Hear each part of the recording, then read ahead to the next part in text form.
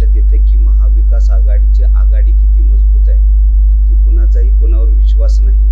लिखित स्वरूपात एकमेकाबद्दल हमी मागितली जाते. ही अतिशय हास्यास्पद बाब आहे की निश्चितपणाने या आधारावरच महाविकास आघाडी लढते. त्यांना त्या लढण्यासाठी खूप खूप शुभेच्छा देतो. इथं कुणाचाही एकमेकावर विश्वास नाही. ही आघाडी जी आहे, ही आघाडी निश्चितपणाने लक्षात येते की याच्यात किती बिघाडी आहे. तर ही लोकसभेची निवडणूक लढतील आघाडी म्हणून असं वाटत नाही आत्ताच्या या वक्तव्यावर. आघाडी बाळासाहेब वारंवार प्रयत्न करतात, मात्र कुठेही आघाडी होताना दिसत नाही. काय एकंदरीत काय असं वाटतंय? परवाच बाळासाहेबांनी बोललं की आम्ही महाविकास आघाडीत जायला तयार आहोत आणि साहेबांची भूमिका आहे की भाजप विरोधात एकत्र येणं गरजेचं आहे.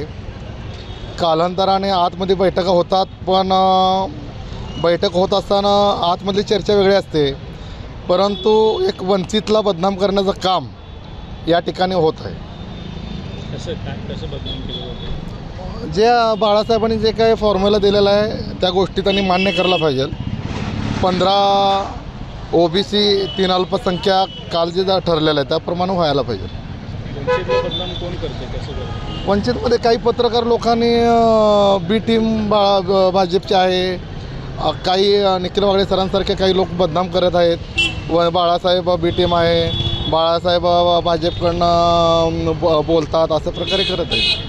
बाळासाहेबांनी जे मागणी केलेली आहे की बाबा लिखित स्वरूपात हमी द्या, तुम्ही भविष्यामध्ये भाजपमध्ये जाणार, कसं बघताय? बरोबर आहे ना, कारण कसं आहे, आता परवाच बघितलात अशोकराव चव्हाण भाजपमध्ये गेलेले आहेत.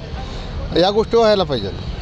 लिखित स्वरूपात आतापर्यंत राजकारणात कोणी कोणाला हमी दिली नाही. राजकारण बदललेलं आहे, कोण काही करायला आहे. पक्षांतरपंथीचा कायदा असताना सुद्धा ते फॉर्म्युला बंद करून आपापल्या पद्धतीनं ईडीच्या सोबतीनं किंवा या पद्धतीनं हे जात आहेत.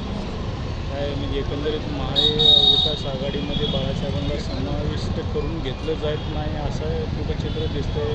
लोक बोलतात बाळासाहेब मागं लागले आहेत महाविकास आघाडीमध्ये सहभागी व्हायसाठी. बाळासाहेब पहिल्यापासूनच सांगतात की 3 जण एकत्र बसतात आणि बाळासाहेबांच्या जे प्रवक्ता असतील किंवा त्यांनी पाठवलेले पदाधिकारी असतील त्यांना साईटला ठेवतात. हे 3 जण बैठक घेतात, नंतर यांना बोलवतात. बैठक घ्यायचं असेल तर चौघांनी एकत्र बसून बैठक घेतली पाहिजे. बाळासाहेबांची कुठेतरी फरफट होते असं म्हणायचं सांगता येत नाही. तसं होतेच, कारण का बैठक घ्यायचं असेल तर तुम्हाला जर महाविकास आघाडीत बाळासाहेबांना घ्यायचं असेल तर तुम्ही त्यांचे जे प्रतिनिधी पाठवलेले आहेत यात चौघांनी एकत्र बैठक घेतली पाहिजे, एकत्र निर्णय झाला पाहिजे. तुम्ही थांबा, आम्ही बोलतो, नंतर यांना बोलवायचं, हे काय प्रकार आहे? बाळासाहेबांची फरफट केली जाते महाविकास आघाडीकडून, तसंच म्हणावं लागेल. कारण का साहेबांनी जे फॉर्म्युले दिले त्याप्रमाणे जर झालं नाही आणि काल बाळासाहेब बोलले की येणाऱ्या 9 तारखेला मीटिंग आहे, बघू आता त्याच्यात काय होतं. प्रकाश आंबेडकरांचा स्वतःचा वंचित बहुजन आघाडी पक्ष आहे, त्यामुळं त्यांनी मागणी करणारच आहेत. कारण की वंचित आघाडीचे कमीत कमी 8 ते 10 उमेदवार 2 नंबरला होते आणि सोलापूर जिल्ह्यामध्ये पण उमेदवार 3 नंबरला होते. त्यामुळं वंचित बहुजन आघाडी मागणार आणि त्यांनी भारतीय जनता पक्षाबरोबर पण युती करू शकते. 48 जागापैकी 17 जागा मागणं किती पद योग्य वाटतं? नाही, ते पण अयोग्य, पण त्यांना वाटत असेल की बाबा त्यांची ताकद आता पहिला नव्हती, आता ताकद वाढली, त्यामुळे त्यांनी मागत असणार. महाविकास आघाडीकडे त्यांनी असं मागितलं की लिखित स्वरूपात तुम्ही द्या की उद्धव ठाकरे गट असेल किंवा शरद पवार गट असेल हे भविष्यामध्ये भाजपसोबत जाणार नाही. पण लिखित येऊ शकतो लिखित स्वरूपी म्हणजे आता हे चाललेलं राजकारण आहे, त्यामुळं आणि त्यांचं पण मागणं बरोबरच आहे की कारण की उद्धव साहेबांची शिवसेनेमध्ये काय राहिलं नाही ना, शरद पवारांच्या राष्ट्रवादीमध्ये काय राहिलं नाही. त्यामुळं ह्यांना 5-5 जागा घ्यावं आणि काँग्रेसचं पण काय राहिलं नाही, कारण की काँग्रेसचे उमेदवार आहे. मला वाटतं की वंचित बहुजन आघाडीला 17 नाही तर कमीत कमी 20-25 जागा तर सोडायला पाहिजे. कारण की ह्यांचं काय राहिलं नाही तर त्यांचे तर उमेदवार ह्यांच्यापेक्षा तुल्यबळ आहेत, कारण की त्यांचे सगळे उमेदवार सोडून गेलेले आहेत. त्यामुळे वंचितला जर दिलं तर वंचितचा फायदा होईल. त्यामुळे वंचितला यांनी 17 ना 20 जागा सोडावं. म्हणजे पवारसाहेब गट आणि उद्धव ठाकरे गट भविष्यात भाजपसोबत जाऊ शकतो असं म्हणतात. त्यांचे या बारीला उमेदवार खासदारकी निवडून येणार नाहीत आणि त्यांनी भाजपसोबत नाही, ह्यांना भाजप घेणार नाही. कारण की ह्यांच्या आता हाल अशी झालेली आहे की ना घरका ना घाटका.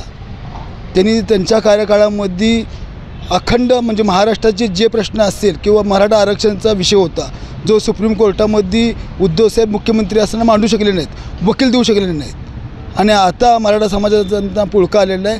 त्यामुळं ह्यांचे एक उमेदवार निवडून येणार नाहीत.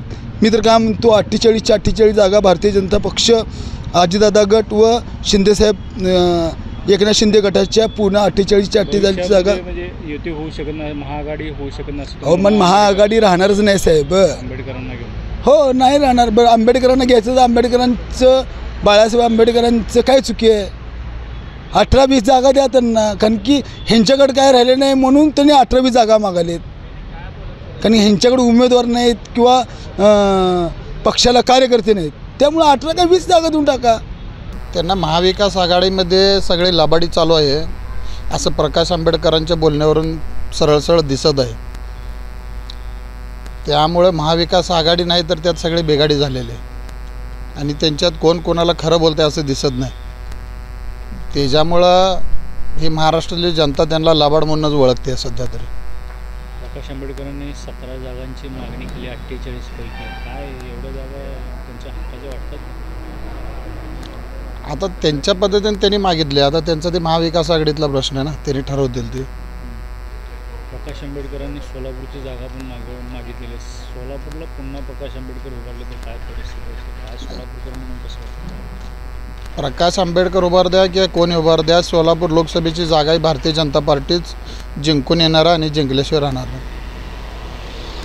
आंबेडकरांनी महाविकास आघाडीला सांगितलेलं तुम्ही भाजपसोबत ठाकरे गट असेल किंवा शरदचंद्र पवार गट असेल जाणार नाही, याची हमी लिखित स्वरूपात द्या, तेव्हाच मी महाविकास आघाडीसोबत. नाही, प्रकाश आंबेडकरांना वाटत असेल ना की बाबा त्यांचं बोलणं त्यांचं वागण्यावरून त्यांना वाटत असेल की बाबा ह्यांनी ही शरद पवार गट असेल किंवा ठाकरे गट असेल ही बाबा भविष्यात टेकणारे गट नाहीत, हे कुठं तर जाऊन विलीन होतील म्हणून त्यांना असं वाटत असेल म्हणून त्यांनी पत्र दिले असतील. महाविकास आघाडीमध्ये कुठेतरी बैठका होतात मात्र ते समोर येत नाही किंवा युतीचं डिक्लेरेशन होत नाही, आपलं महाआघाडीचं डिक्लेरेशन होत नाही. कसं बघता याच्याकडे? ह्याच्याकडं बघायचं झालं तर त्यांनी पूर्ण सांगायचं नाही, म्हणजे डिक्लेरेशन केलं पाहिजे की आम्ही तुम्हाला एवढ्या जागा देणार, कुठल्या समाज घटकाला एवढ्या जागा देणार. त्याचं डिक्लेरेशन होत नाही म्हणून युती होत नाही. अजून यांच्या बैठकाच होतात, यांच्या महायुतीमध्ये महाबिघाडी आहे म्हणून काय बाळासाहेबांची फरफड होती असं बोललं जातं. बाळासाहेबांनी जाऊन तिकडे स्वतंत्र लढावं किंवा आमच्याकडे यावं. जसं ह्यांच्या बैठका होतात तसं पण त्यांच्या पण बैठका होतात. त्यांनी पण अजूनपर्यंत डिक्लेरेशन केलं नाही. आता थोडेफार लोकांचं झालं असेल पण पूर्णतः अजून त्यांनी डिक्लेरेशन केलं नाही. बाळासाहेबांनी मागितलेले बाळासाहेबांनी शरद पवार गटाला आणि ठाकरे गटाला हे भविष्यामध्ये नाही याची हमी काय? बरोबर आहे ना. आता मागच्या 5 वर्षामध्ये जर राजकारण बघितलं तर त्यांचेच आमदार आणि त्यांचेच खासदार फुटून वेगळ्या BJPमध्ये प्रवेश करून सत्ता स्थापन केली. त्यामुळं बाळासाहेबांची मागणी ग्राह्य असते.